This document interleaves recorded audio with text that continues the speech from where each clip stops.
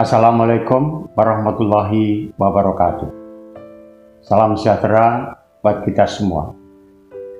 Saudara-saudara sekalian, hari ini kita berjumpa dengan Mutiara Rizky Amalia yang biasa dipanggil Ara. Adalah seorang mahasiswa FISIP Untak. Ara akan membacakan salah satu subjudul dari buku saya, yaitu Merebut Pancasila Menuju Sejahtera. Saudara-saudara sekalian, salah satu subjudul itu adalah Pancasila sebagai materi muatan konstitusi. Terima kasih, Dedi.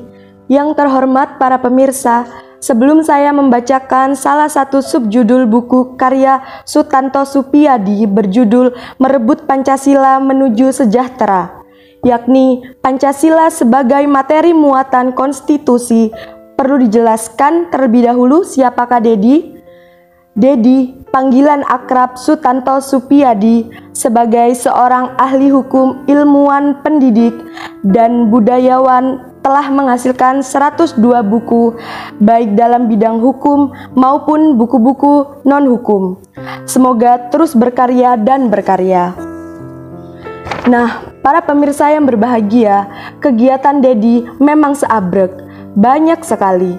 Dan yang paling utama adalah menulis dan menulis. Baiklah, saya akan membacakan salah satu subjudul buku Merebut Pancasila Menuju Sejahtera, yakni Pancasila sebagai materi muatan konstitusi karya Sutanto Supiyadi. Konstitusi kita adalah Undang-Undang Dasar 1945. Sebelum dilakukan peranuhan, Undang-Undang 1945 terdiri atas pembukaan, batang tubuh, dan penjelasan. Pancasila, 5 sila, 5 prinsip dasar untuk mewujudkan tujuan negara.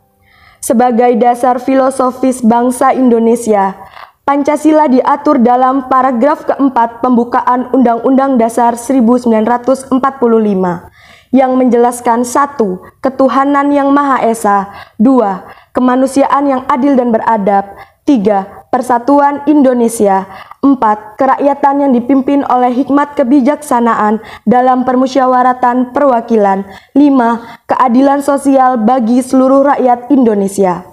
Kelima sila tersebut dipakai sebagai dasar filosofis ideologis untuk mewujudkan 4 tujuan atau cita-cita ideal bernegara, yaitu 1. Melindungi segenap bangsa Indonesia dan seluruh tumpah darah Indonesia, 2. Memajukan kesejahteraan umum, 3. Mencerdaskan kehidupan bangsa, 4. Ikut melaksanakan ketertiban dunia berdasarkan kemerdekaan, perdamaian yang abadi, dan keadilan sosial.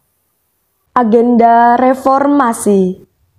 Sejak perubahan Undang-Undang Dasar 1945 sebagai salah satu agenda reformasi mulai dilakukan oleh Majelis Permusyawaratan Rakyat pada tahun 1999 dalam sidang tahunan MPR, seluruh fraksi di MPR membuat kesepakatan tentang arah perubahan UUD 1945, yaitu 1.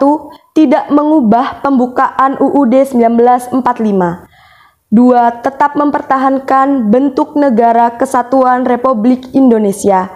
3. Mempertegas sistem pemerintahan presidensial. 4. Penjelasan UUD 1945 ditiadakan, serta hal-hal normatif dalam penjelasan dimasukkan ke dalam pasal-pasal. Dan 5. Perubahan dilakukan secara adendum.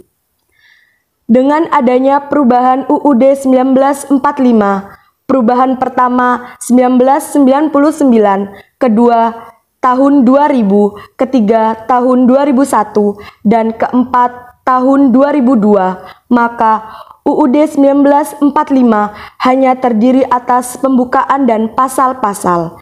Dengan tidak diubahnya pembukaan UUD 1945, maka tidak berubah pula kedudukan Pancasila sebagai dasar filosofis bangunan negara kesatuan Republik Indonesia. Norma fundamental negara. Pancasila disebut sebagai norma fondamen negara, stat fundamental norm, dengan menggunakan teori Hans Kelsen dan Hans Nawiaski. Dijelaskan bahwa teori Hans Kelsen yang mendapatkan banyak perhatian adalah hierarki norma hukum dan rantai validitas yang membentuk piramida hukum. Stephen Theory, salah seorang tokoh yang mengembangkan teori tersebut, adalah murid Hans Kelsen, yaitu Hans Nawiaski. Teori Nawiaski disebut dengan teori von Stephen Neubau der Rechtsordnung. Susunan norma menurut teori tersebut adalah 1. Norma fundamental negara, stat fundamental norm. 2. Aturan dasar negara, stat Grundgesetz. 3. Undang-undang formal. Dan 4. Peraturan pelaksanaan dan peraturan otonom. Stat fundamental norm adalah norma yang merupakan dasar bagi pembentukan konstitusi atau undang-undang dasar Staatsverfassung dari suatu negara. Posisi hukum dari stat fundamental norm adalah sebagai syarat bagi berlakunya suatu konstitusi. Stat fundamental norm ada terlebih dulu dari konstitusi suatu negara. Roh bangsa.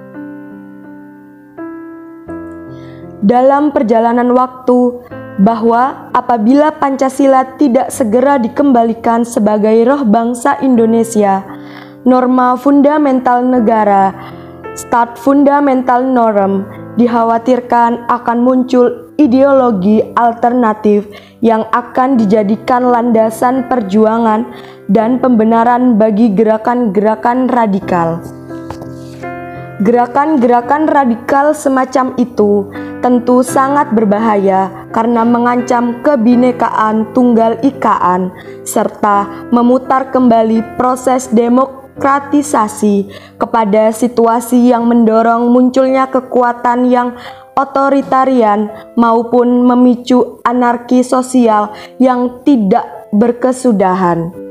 Dan akhirnya tidak mustahil kalau Pancasila tidak segera kembali sebagai roh bangsa Indonesia, norma dasar negara, dikhawatirkan akan muncul ideologi alternatif yang akan dijadikan landasan perjuangan dan pembenaran bagi gerakan radikal tersebut. Demikian, selamat membaca, semoga ada manfaatnya. Terima kasih, Ara. Anda telah membacakan salah satu subjudul dari buku saya. Sama-sama, Dedi. Sekali lagi, saya terima kasih loh pada Ara yang sudi membacakan salah satu subjudul buku saya. Sama-sama, Dedi. Sampai jumpa. Baiklah. Wassalamualaikum warahmatullahi wabarakatuh.